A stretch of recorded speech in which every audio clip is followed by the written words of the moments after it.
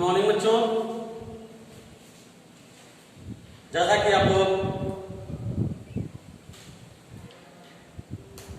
जानते हैं कि आपका फर्स्ट चैप्टर यानी प्रकाश का परावर्तन एवं अपवर्तन, ये आपका पूरा चैप्टर समाप्त हो चुका है। आज हम इसके आंशिक प्रश्नों को हल करेंगे। आई होप आप सब लोग चैप्टर को अच्छी तरह से पढ़ लिए होंगे और उसके सारे टॉपिक को आप समझ चुके होंगे। आज हम उसके आंशिक प्रश्नों को हल करने का प्रयास करेंगे और इसके आधार पर आप लोग अपने घर पर अपने बुक से जितने भी आंशिक प्रश्न हैं उन आंशिक प्रश्नों को आप अपने माध्यम से हल कीजिएगा और जो क्वेश्चन या जो आंशिक प्रश्न आपको ना समझ में आ रहे हों, जिनको हल करने में आपको कठिनाई महसूस हो रही हो, उस क्वेश्चन को आप कमेंट बॉक्स में लिख करके आप हमें भेज दीजिएगा या व्हाट्सएप पर आप भेज दीजिए, जिससे मैं आपको उसका सलूशन बता सकूं। ठीक है, तो आइए चलते हैं। आज हम 2 क्वेश्चनों को सॉल्व करेंगे, फिर नेक्स्ट डे 2 क्वेश्चन सॉल्व करेंगे। इस तरह से मैं लगभग आपको 8 से 10 क्वेश्चन सॉल्व कराऊंगा। ठीक है, तो आइए समझते हैं पहले क्वेश्चन को। क्या क्वेश्चन दिया है? कह रहा है उत्तल दर्पण से 40 सेंटीमीटर दूरी पर, एक उत्तल दर्पण है उससे 40 सेंटीमीटर की दूरी पर, क्या है, उत्तल दर्पण लिया है और उससे 40 सेंटीमीटर की दूरी पर रखी वस्तु का प्रतिबिंब 10 सेंटीमीटर दूरी पर बनता है। उत्तल दर्पण की फोकल दूरी ज्ञात कीजिए। तो क्या निकालना है? सॉल्यूशन। सॉल्यूशन में क्या है दिया है? उत्तल दर्पण से फोकल दूरी यानी किरण आए गुना है। हम पहले उत्तल दर्पण मानते हैं। ठीक है, उत्तल दर्पण मानते हैं। ये आपका उत्तल दर्पण बन गया। ठीक है, अब इस पर हम मुख्य चीज देते हैं। क्या कहते हैं? मुख्य चीज देते हैं। अब पर दर्पण के केंद्र से, दर्पण के केंद्र से मान के सपोज है कि हाँ ये केंद्र है, तो केंद्र से कितने मीटर दूरी पर? 40 सेंटीमीटर की दूरी पर, यानी ये दूरी आपकी क्या है? 40 सेंटीमीटर। क्या है? 40 सेंटीमीटर है। 40 सेंटीमीटर की दूरी पर एक वस्तु रखी है। अब इससे देखिए 2 किरणें जाएंगी, एक ये किरण जाएगी और एक किरण क्या हो जाएगी? वक्रता केंद्र से होकर जाएगी। अब कह रहा है कि ये दोनों किरणें जहां पर मिल रही हैं वही क्या है? प्रतिबिंब बन रहा है। और ये दूरी कितनी है? 10 सेंटीमीटर है। कितनी है? 10 सेंटीमीटर। कितनी है? 10 सेंटीमीटर। ये यहां से नहीं हो जा रही है, ये आपका वक्रता केंद्र से होकर जा रही है। जिससे होकर जा रही है वक्रता केंद्र से, यानी यहां पर। और ये किरण क्या हो रही है? ध्यान से देखें तो ये किरण क्या हो रही है? यहाँ पर जो आपका प्रतिबिंब बन रहा है ये 10 सेंटीमीटर। कितना बन रहा है? 10 सेंटीमीटर। ठीक है, तो यहां से देखेंगे तो u की वैल्यू यानी प्रतिबिंब की दूरी व दर्पण से प्रतिबिंब दूरी कितनी है? 40 सेंटीमीटर। अब यह क्या है? वो खींच के बाईं तरफ है तो क्या हो जाएगा? -40 हो जाएगा।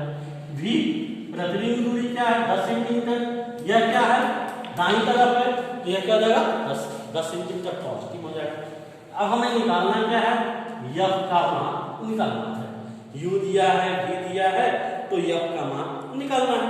तो हम अवतल दर्पण यानी क्या है? उत्तल दर्पण है, तो उत्तल दर्पण के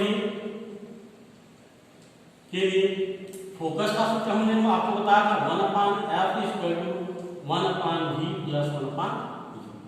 ये आपको सॉल्यूशन यानी इसका न्यूमेरिकल के लिए आपको हल कराया गया था। अब हमें निकालना क्या, 1/v का मान दिया 10 प्लस 1/u का मान क्या जाएगा -40। तो -40 से -10 का वैल्यू क्या जाएगा, यहाँ पर माइनस हो जाएगा। अब 1/f हल कीजिए, तो हल करेंगे तो क्या आ जाएगा, 40 से कम 40 माइनस 10 से कम 10 अपॉन 40, यानी कितना हो जाएगा 30/40, यानी 0 से 0 कैंसिल। तो 1/f क्या जाएगा 3/4 या f 4/3, यानी कहने का मतलब कि 4/3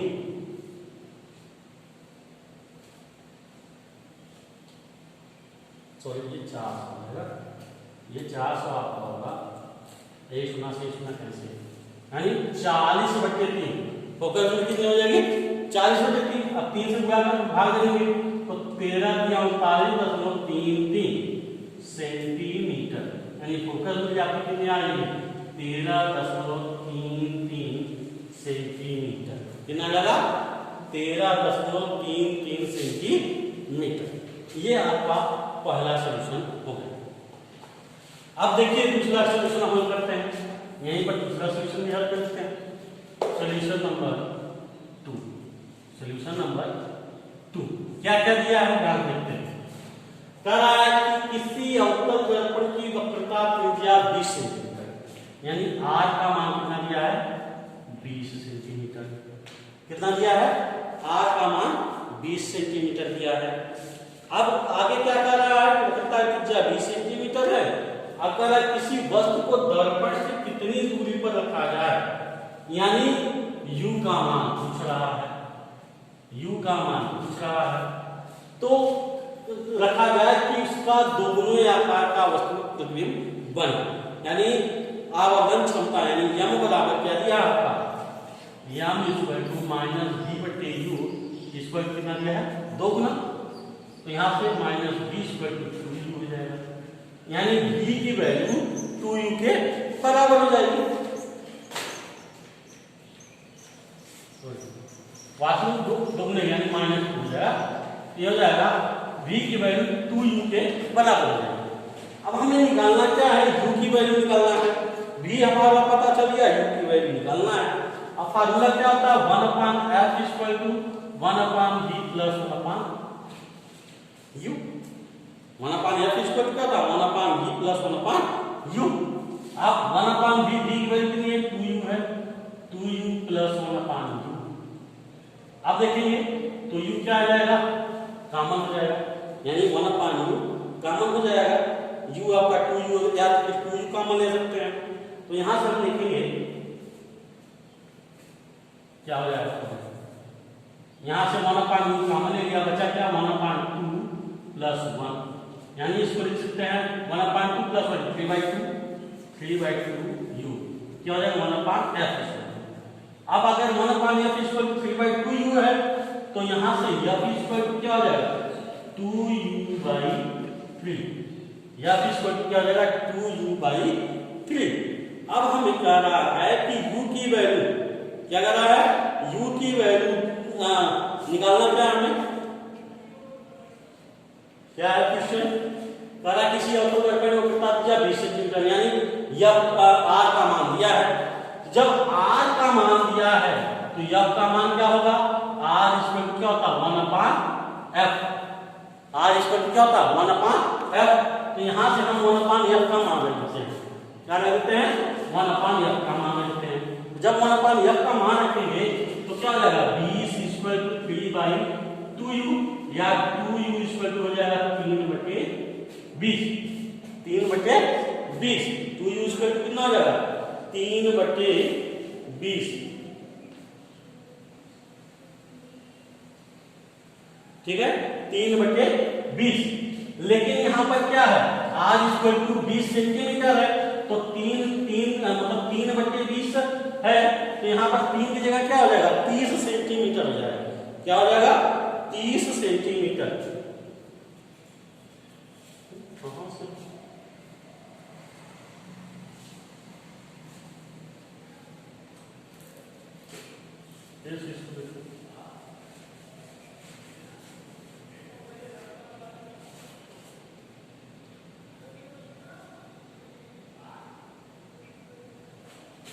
तो क्या दिया है v इक्वल टू 2u, तो 1/f इक्वल टू क्या होगा 1/v plus 1/u, 1/f equal to 1/v यानी 2u plus 1/u, 1/f equal to 1/2u plus 1/u, या 1/f इक्वल टू क्या हो जाएगा 3/2u, 3/2u। अब क्या रहा कि 1/f, अगर 1/f है इसको सेंटीमीटर में बदलेंगे, तो सेंटीमीटर में बदलने का मतलब क्या हो जाएगा 10 बटा, यानी 1/10। r2f होता है, r2f होता है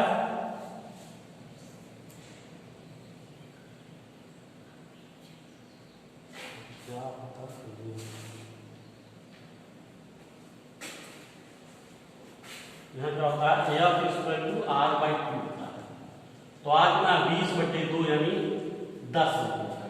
अब अवतल दर्पण की फोकल दूरी कितनी होती है माइनस में होती है, तो यहाँ पर हम क्या लिख देंगे 10 का मान यानी -1/10 इक्वल टू 3/2u, 2 से कैंसिल 2 बचे 10, तो u बराबर हो जाएगा -15 सेंटीमीटर।